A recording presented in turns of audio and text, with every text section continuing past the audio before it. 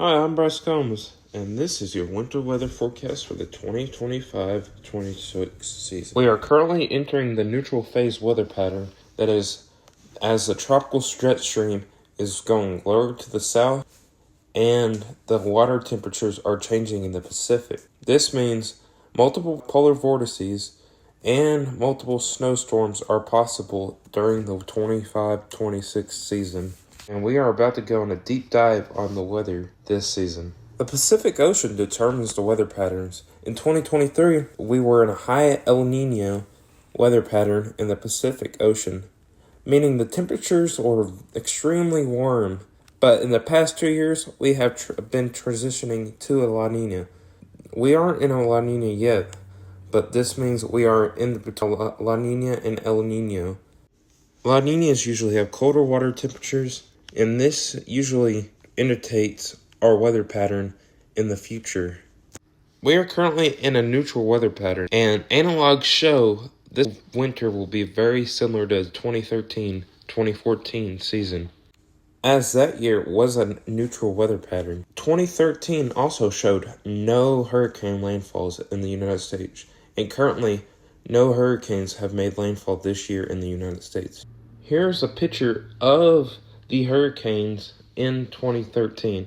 You can see we got a couple tropical storms that hit the United States and a couple hurricanes in the Atlantic as well, but they kind of steered off, and that's what most of the hurricanes are doing too, staying away from the Bermuda High. But shear is keeping hurricanes from not forming in the Gulf and the Caribbean Sea.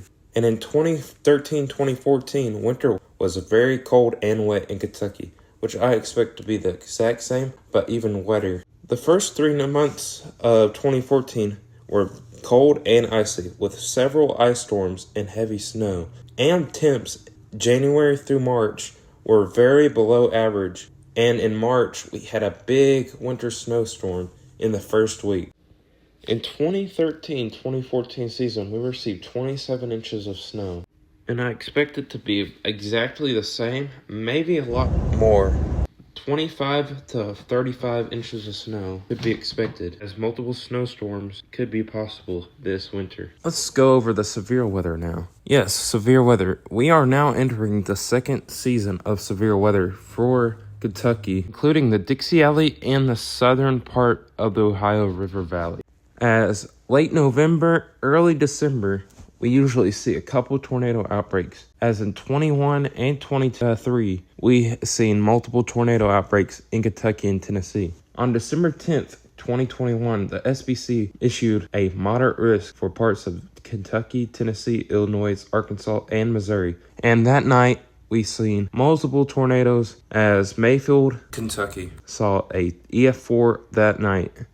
The supercell started in Arkansas, producing a couple tornadoes and one long track tornado across Tennessee before roping out in northern Tennessee. However, meteorologists thought it never roped out and was initially one of the longest track tornadoes ever, beating the Tri-State tornado, in which tornado traveled 219 miles across Missouri, Illinois, and Indiana. The Tri-State tornado happened on March 18th, 1925. And received an F5 rating on the Fujita scale. The supercell that ended up producing a bunch of tornadoes the night of December 10th, 2021, ended up roping out, but it was not over, as tornadoes usually rope out and produce even bigger tornadoes. This tornado ended up dropping down again in southwestern Kentucky, south of Mayfield, and ended up trekking northeast into the town of Mayfield, Kentucky. This tornado ended up strengthening as it passed over Mayfield, Kentucky, and ended up getting one of the rarest tornado warnings possible, a tornado emergency. Also the night of that tornado, Junction City received a tornado as a supercell started in Tennessee and went through Bowling Green and received an EF3 in Bowling Green. Then moved into Boyle County, where it dropped another tornado over the Junction City Airport, receiving an EF2 rating. 2 also dropped in Boyle County as well with that supercell, but in other places. In December 2023, we also seen the same occurrence, but in Tennessee, as on December 9th, 2023, at last second, the SBC released on the 2000C outlook, which is 3 p.m. EST. The SBC released a 10% tornado outlook. This is very rare. Models were showing signs of a tornado outbreak.